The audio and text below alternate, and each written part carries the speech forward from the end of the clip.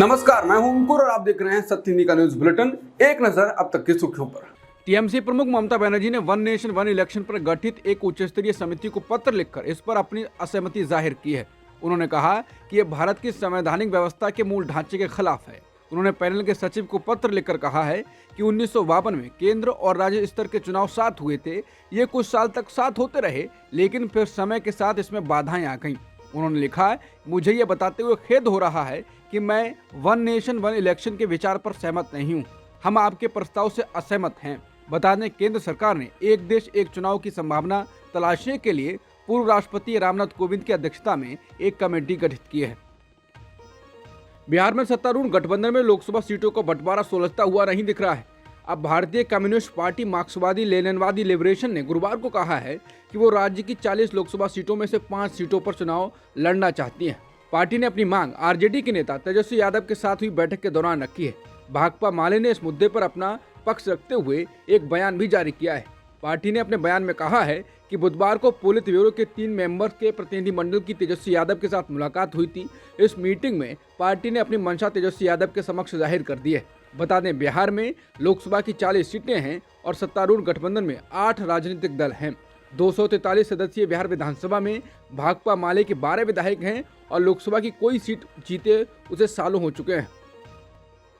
कांग्रेस नेता जयराम रमेश ने ट्वीट कर कहा है कि प्रधानमंत्री के करीबी मित्र गौतम अडानी उनके साथ 2017 के जुलाई में इजरायल दौरे पर गए थे। उसके बाद से उन्हें एक और एकाधिकार दिया गया है। ये एकाधिकार बेहद लाभ वाले द्विपक्षीय रक्षा संबंधों के क्षेत्र में है। उन्होंने कहा कि भारत में कई स्टार्टअप और स्थापित कंपनियां हैं जो ड्रोन का विकास, निर्माण और संचालन करती हैं।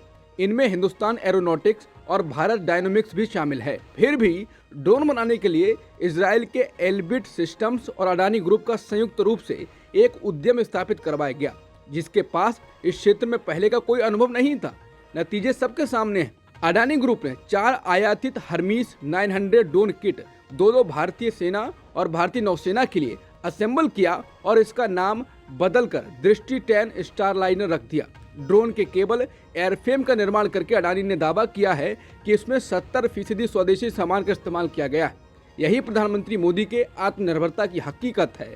स्क्रू ड्राइवर फिटिंग को मैन्युफैक्चरिंग के रूप में दिखाकर करदाताओं के धन का उपयोग प्रधानमंत्री के मित्रों को समृद्ध करने के लिए किया जा रहा है। कांग्रेस नेता सुप्रिया सुले ने कहा है कि जो कांग्रेस के निर्णय पर कल शाम से बिना सांस लिए हाँफ कर गला फाड़ रहे हैं, उन चरण चुंबकों से छोटा सा आग्रह है, एक शो बस इस पर कीजिए। चारों शंकराचार्य क्यों नहीं जा रहे हैं? जिस निर्मोही अखाड़े ने सदियों से रामलला का पूजन किया, उनसे वो अधिकार क्यों छीना गया?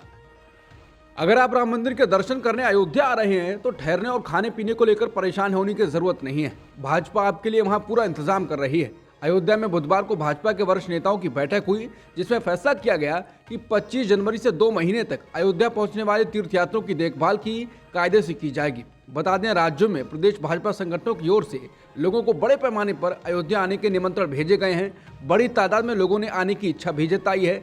पार्टी ने सभी तीर्थयात्रियों पर उनकी यात्रा के दौरान निगरानी रखने के लिए एक ट्रैकिंग प्रणाली भी बनाई है, जिसके जरिए उन्हें तलाश कर उनके ठहरने, खाने पीने की पूरी व्यवस्था कर दी जाएगी।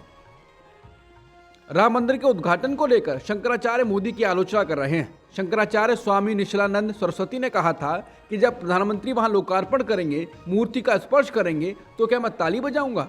इसके अलावा बाकी शंकराचार्य भी मोदी की आलोचना कर रहे हैं। उनका कहना है कि अर्धनिर्मित मंदिर की प्राण प्रतिष्ठा नहीं होनी चाहिए। इस बीच आजकल काफी चर्चित चल रहे बागेश्वर धाम बाबा धीरेन्द्र शास्त्री ने भी बयान दे दिया है। कांग्रेस नेता सुप्रिया सुले ने उनके वीडियो को ट्वीट कर कहा है कि भक्तों की एक मंडली बचाव में ऐसे उतरी हुई है कि उन्होंने शंकराचार्य को ही गलत साबित करने का बीड़ा उठा लिया है।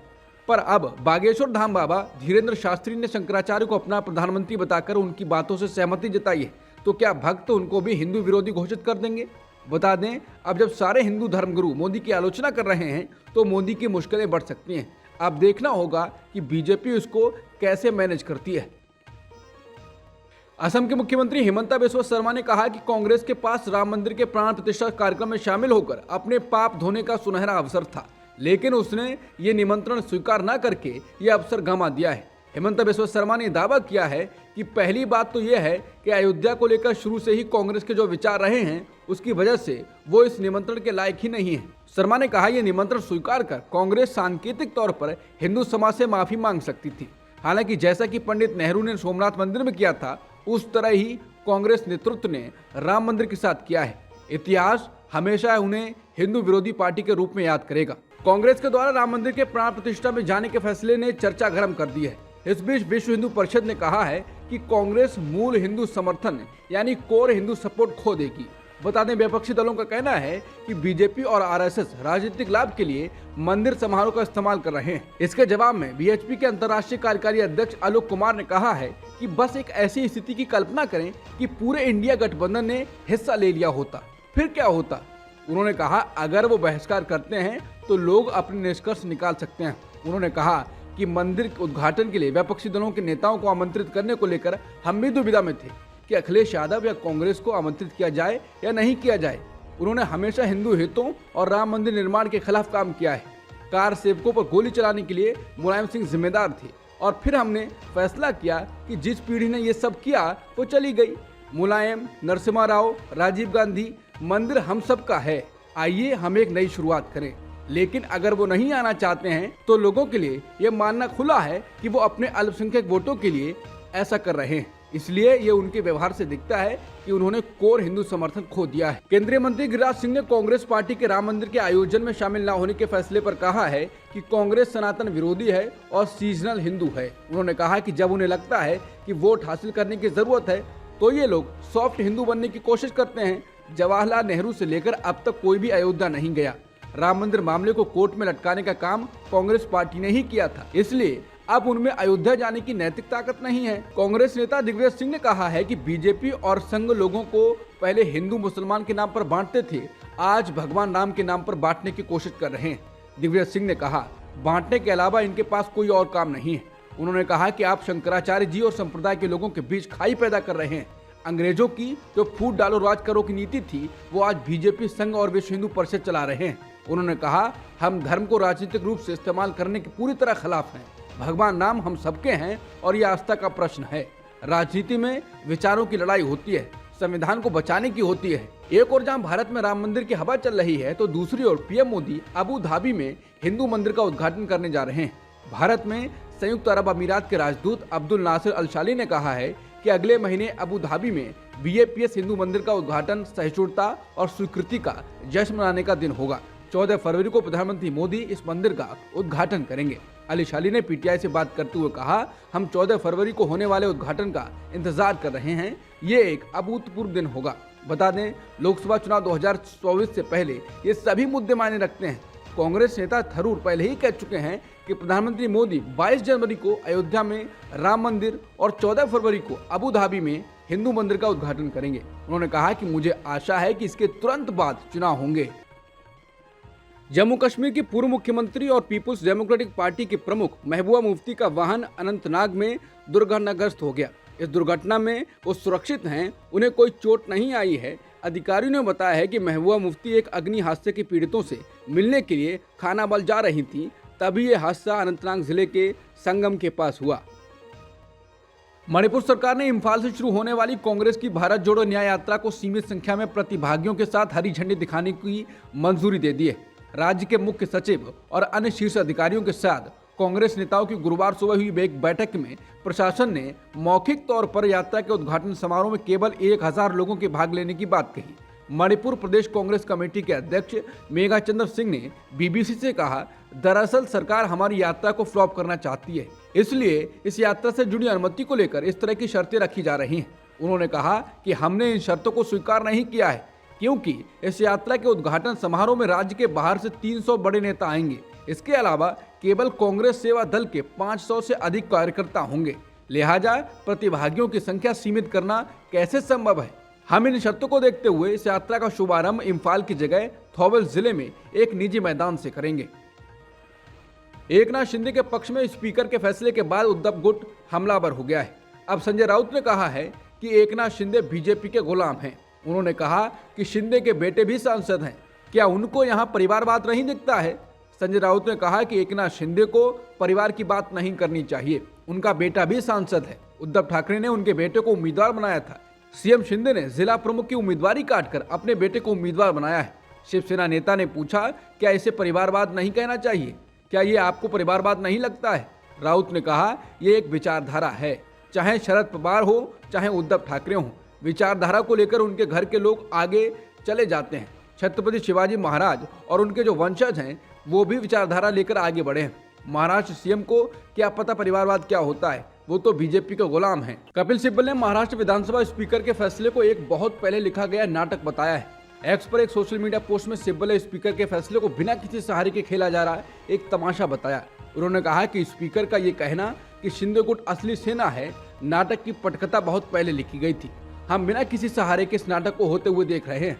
ये इस लोकतंत्र की जननी की त्रासदी है। बता दें, विधानसभा अध्यक्ष राहुल नार्वेकर ने बुधवार को फैसला सुनाया कि शिंदे का गुट ही असली शिवसेना है और किसी भी गुट के विधायकों को अयोग्य ठहराने की मांग को खारिज कर दिया। भारत और मालदीव के बीच तनाव थमने का नाम नहीं ले रहा है। अब मालदीव के विपक्षी नेता और मालदीवियन डेमोक्रेटिक पार्टी के अध्यक्ष फैयाज इस्माइल ने सरकार से कड़ा रुख अपनाने का आह्वान किया है। उन्होंने कहा कि मेरा मानना है कि सरकार को इस पर कड़ा रुख अपनाना चाहिए, क्योंकि ये सरकार से सरकार तक जाता है। उन्होंने कहा, अब सोशल मीडिया के आसान पहुंच के कारण ये बहुत सारे भारतीयों और बहुत सारे मालदीवियों तक पहुंच गया है और जैसे तैसे तर्क आगे बढ़ते हैं, दोनों पक्षों में बहुत सारे अपमान होते रहे। इसलिए सरकार को ये दिखाने की जरूरत है कि उसकी ओर से कोई इरादा नहीं था। ये केवल इन लोगों की अलग अलग व्यक्तिगत राय थी जिन्हें दुर्भाग्य से सरकार में पद दिए गए थे।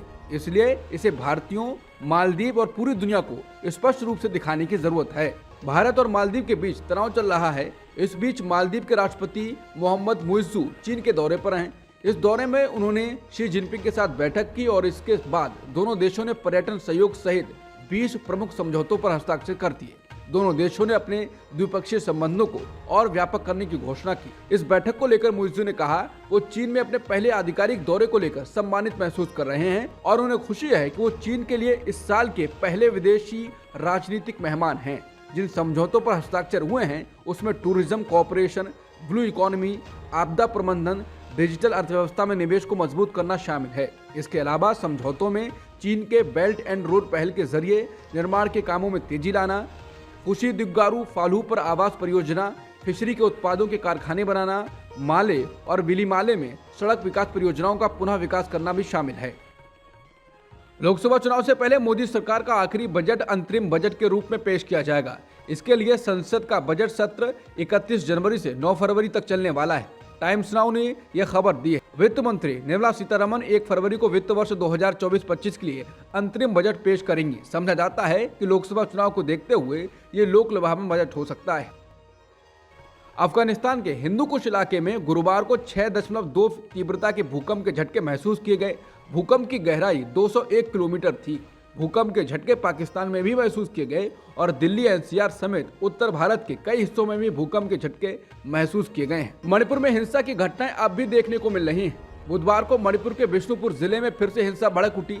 इलाके में गोलीबारी की एक घटना सामने आई है। पुलिस ने बताया कि गोलीबारी की घटना के बाद मणिपुर के कुम्मी विधानसभा इलाके में 4 लोग लापता हैं।